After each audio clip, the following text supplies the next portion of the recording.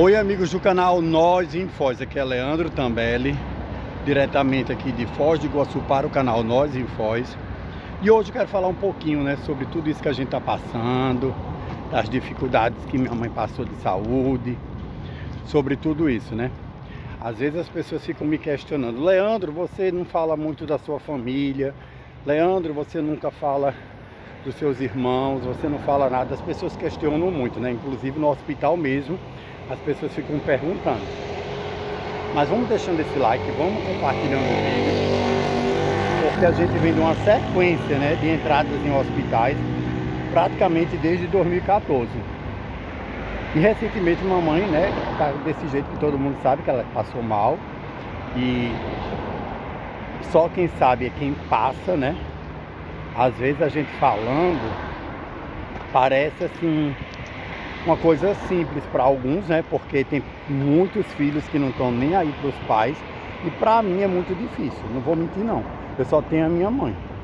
Aí quando eu falo que eu só tenho a minha mãe, as pessoas ficam questionando: e a família sua, onde é que fica, Gente, vocês têm que entender, nem todo mundo que nasce gay numa família, ele é aceito. Isso é uma realidade nua e crua, doa quem doer, mas é uma verdade. Então às vezes a gente está falando as coisas para as pessoas, e as pessoas dizem assim: não, mas é porque ele é gay, não porque ele é isso, não porque ele é aquilo, não. As pessoas acham no direito de desprezar ou ofender ou agredir uma pessoa pela opção sexual, pela cor, pelo gênero, que é o gênero, pela opção sexual e até mesmo pela classe social. Então fica uma situação meio complicada, porque quando você tem dinheiro, você é cercado de pessoas. Todo mundo sabe que quando você tem dinheiro, o meu pai era gerente de banco, e quando ele era gerente de banco, eu me lembro quantos depósitos eu não fiz para a família inteira, praticamente. O pessoal estava com dificuldade, lá vai o Leandro fazer depósito para mandar dinheiro para a família. Quando meu pai adoeceu, que eu fiquei muito tempo com meu pai nos hospitais, porque eu fiquei um bom período com meu pai internado nos hospitais com diabetes, e minha mãe trabalhando para conseguir pagar e me manter as coisas do hospital, que não é fácil. A própria família mesmo achava que eu não tinha direito nem de comida, porque quem sabe como é a comida de um hospital para cuidador, na rede pública do Brasil inteiro, sabe que não é brincadeira. Nem todo hospital é um Costa Cavalcante que tem um serviço, ou o Hospital Sara Kubitschek, onde minha mãe passou 3 anos e meio sendo acompanhada em Fortaleza, sabe que a diferença é grande, de um Costa Cavalcante no Hospital Sara Kubitschek. A rede pública é muito deficiente. Só que as pessoas não têm essa visão. Não têm essa visão. Aí elas acham, por exemplo, na época do meu pai, a família toda, em vez de dizer assim: olha, vamos ajudar o Leandro, vamos mandar um dinheiro para ele fazer um lanche, para ele comer alguma coisa, porque eu ficava 24 horas no hospital sem ninguém me render, sem trocar, dormindo no chão do hospital, às vezes, nas cadeiras, nos corredores. Então, quem é cuidador de idoso, principalmente em estado grave em hospital, sabe o que eu estou falando. Apenas quem já passou por isso sabe as dificuldades que é. E o nosso valor, eu dizia para o meu pai no leito do hospital, que a gente só sabe o nosso valor numa cama de hospital. Isso é uma realidade. Só que quando a gente passa por essa situação toda, e minha mãe teve um AVC hemorrágico e um tumor cerebral, que ela deu entrada numa emergência, ela tinha uma loja dela, ela tinha um carro dela, tinha as coisas dela, tinha toda a vida dela normal. Só que quando ela deu entrada com AVC hemorrágico e tumor cerebral, o meu irmão fez o quê? Primeira coisa, pegou logo a loja e o carro e me deixou com a minha mãe no hospital sem nada. Então daí já começou a nossa luta, porque na cabeça dos meus irmãos e da família, ela não ia sair do AVC hemorrágico em 2014. Só que minha mãe saiu. Na sequência, o meu pai falece. No velório do meu pai, nem os meus irmãos foram pro velório. Vocês acreditam nisso? Pois foi, meu irmão morava na cidade, que ele faleceu, não foi pro velório. Nem a esposa dele, ninguém foi. Só quem foi? Eu, a minha mãe e um amigo. Porque o restante era família, por parte do meu pai, que já não gosta de mim mesmo. E foram, Então, só quem sabe isso que eu estou falando é quem passa, No meu caso, eu. Então, eu passei essa dificuldade, eu passei por esses momentos turbulentos, da minha vida, E só Deus sabe as lutas que foram para estar no hospital com meu pai com diabetes na época, né? Porque quem sabe como é diabetes sabe. Raspa um dedo, depois corta. Era um furinho no pé, aí raspou o dedo, amputou um dedo, amputa outro dedo, amputa um pé, amputa uma perna. Gente, é um sofrimento muito grande. E isso se estende por muito tempo. Não é uma coisa assim que eu possa dizer para vocês que é resolvida da noite para o dia. É uma situação que leva muito tempo. Então, quando a mamãe ficou doente com tumor cerebral em 2014, que o papai já tinha amputado a perna e ele já estava praticamente acamado, e eu cuidando dele em casa, eu não tinha como cuidar de duas pessoas. Só que quando a minha mãe deu entrada no hospital, a primeira atitude do meu irmão foi pedir para o hospital não deixar eu entrar para ver minha mãe. Porque ele já estava articulando as ideias dele, né? Então, o que é que aconteceu? Eu chego em casa, meu pai estava no sofá e o pessoal levando tudo, chave de carro, levando as coisas dela, tudo. Quando eu cheguei na loja dela, um rapaz dizendo que eu não estava autorizado nem entrar na loja. Que ele já tinha dito lá que a loja era dele, que ele ia ficar com tudo, que minha mãe não ia sair dessa situação e pronto. Então o que acontece? Fico com a minha mãe doente, acamada, e levo ela para casa. Aí ele dizendo que ia cuidar dela tudo, aí eu voltei aos meus trabalhos e deixei ela com a família, com ele, né? Porque ele disse que ia cuidar de tudo, ele pegou logo o cartão da aposentadoria do meu pai e tudo para dizer que ia estar cuidando deles. E eu saio, só que um amigo meu me liga e disse que minha mãe estava dormindo numa rede, com a cirurgia de crânio, dormindo numa rede, numa sala. E o quarto dela era o quarto que meu irmão pegou até o quarto da minha mãe, para vocês terem ideia. Então é uma situação deprimente, né? Porque como é que um filho pega uma mãe vitimada de AVC, tumor cerebral, e coloca ela nessa situação de ficar dormindo numa rede? É uma situação triste. Há de convir comigo que é uma situação, né, triste.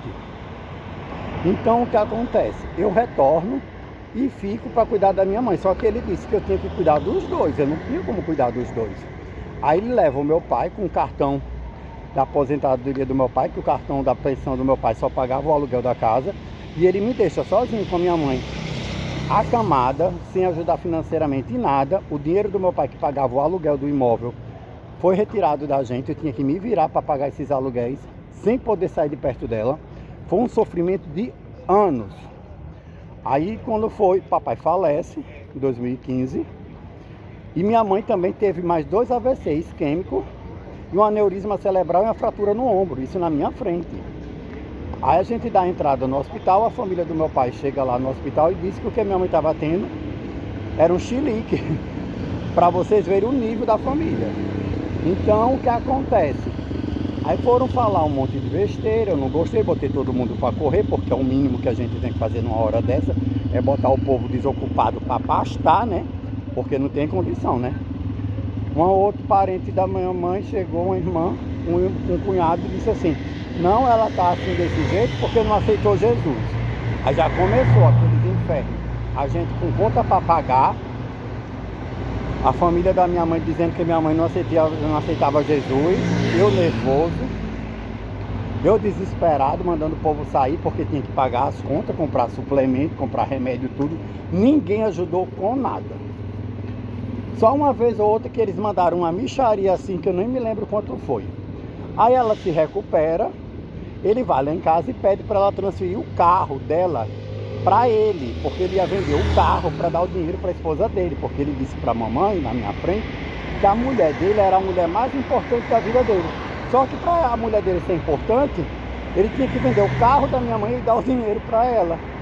Aí ele deu o dinheiro, fez aquela coisa toda, né? E eu fiquei naquela situação. Aí eu pedi socorro para a família, pedi para alguém intervir, para alguém me ajudar, mas todo mundo disse, ninguém ia se meter. Como até hoje, ninguém se mete em nada. Quando eu falo as coisas, eu não gosto de tocar nesse assunto, mas quando eu toco no assunto, as pessoas dizem assim para mim: ah, isso é um problema de vocês se resolvam. Só que a família da minha mãe quando tinha condições, ela ajudou. A família do meu pai, minha mãe também ajudou. Só que quando você está num leito do hospital com doenças graves, todos os seus méritos é jogado no lixo. Aprenda comigo, todos. Então, quando você educar um filho, Ou então quando você fizer alguma coisa por alguém, nunca pense em nada em troca, porque tiro, por exemplo, da minha mãe, que pagou faculdade, comprou carro, fez tudo pelos meus irmãos. Tratou meus irmãos com umas bonecas de bibelô. E o que é que ela ganhou? Isso que eu estou contando para vocês. Então mamãe ficou 1 ano acamada, 3 anos e meio a gente andava a pé, porque o carro dela não era mais dela, né? Era do meu irmão com a mulher dele, antes de vender, antes de transferir. E a gente pedindo ajuda um ao outro, porque eu tive que vender tudo que eu tinha dos meus trabalhos para poder cuidar de minha mãe. Fiz campanha, muitas campanhas para ajudar a minha mãe, que não foi fácil. Cacá de Poli, um artista de São Paulo famoso, também interviu, né? Outras pessoas também se movimentaram. O Centro Espírita Horizontes da Vida, que não me deixa mentir, em Fortaleza, num bairro da Parangaba, eles fizeram tudo que eles podiam para ajudar a minha mãe. Tudo, tudo, tudo. Ajudaram a pagar as ressonâncias, ajudaram a pagar os exames, as tomografias, tudo, tudo, porque a fila do SUS era gigante. Então cada exame desse era uma fortuna. Então tudo que a gente fez foi com muito sacrifício, com a ajuda de muitos amigos. Teve amigos meus que moravam na Europa e enviaram dinheiro, outros nos Estados Unidos. Todo mundo se mobilizou para me ajudar, porque a luta foi grande.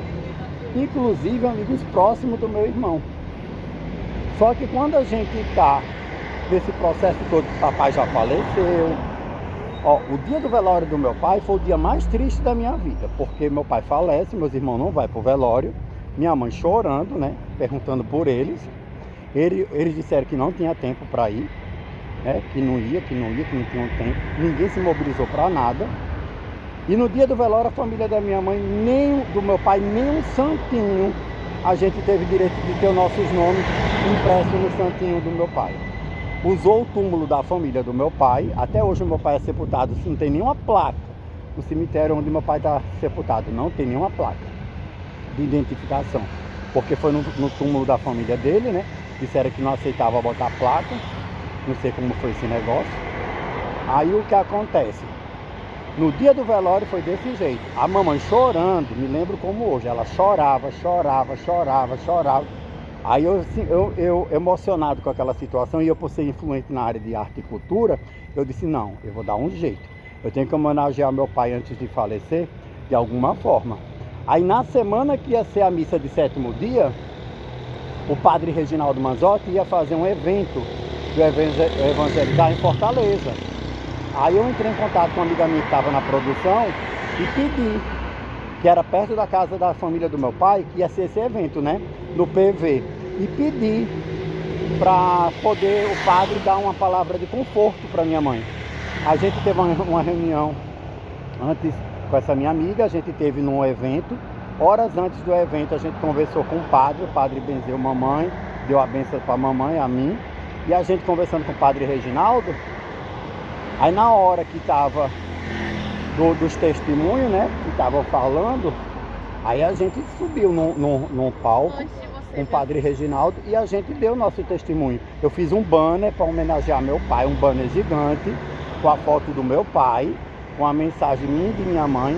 Fiz uma camiseta pra gente ir, fiz tudo direitinho, né, para ir na missa de 7º dia. E levei o banner, só o banner eu levei para o evento do padre Reginaldo. E contamos toda essa história que a gente passou para 20 mil pessoas dentro de um estádio de futebol em Fortaleza. Então foi o que nós passamos, eu juro por Deus, sem mudar uma vírgula, foi desse jeito.